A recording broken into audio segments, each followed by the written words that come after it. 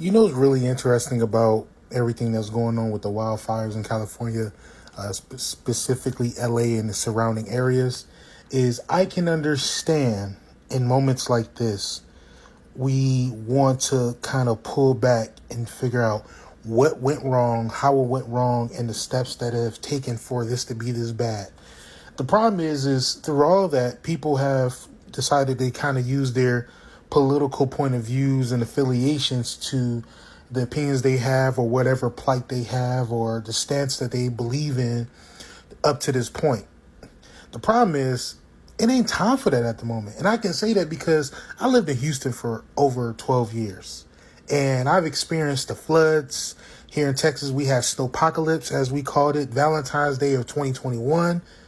And my point of view, even working downtown Houston when Harvey happened.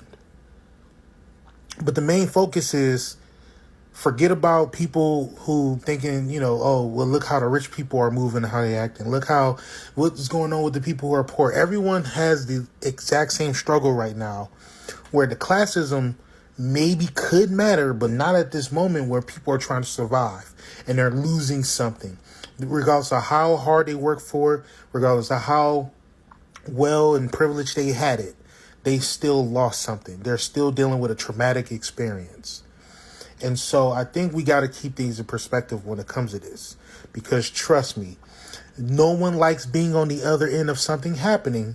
And then people are starting to kind of, drown the idea that, what you dealing with is just, the whole point where they say niggas die every day be type shit. That's not an approach to have. You know what I mean? Like it's crazy people constantly do that, and you have social media when you're behind the screen and you're seeing what happened compared to the people that's enthralled in this, who's seeing this. It looks like an apocalypse is going on. Like if an earthquake happens in LA, it didn't matter if you was on the nice side of LA or the bad side of LA. You felt that earthquake and you are scared. Simple. So let's try to keep things in perspective. And then we'll go back and talk about all the things where we probably should be proactive instead of reactive. Especially when it comes to the people we elect, when it comes to the structure of how things function, when it comes to some of the first world problems that people are not willing to sacrifice something for the greater good of what's going on, depending where you live. So, yeah.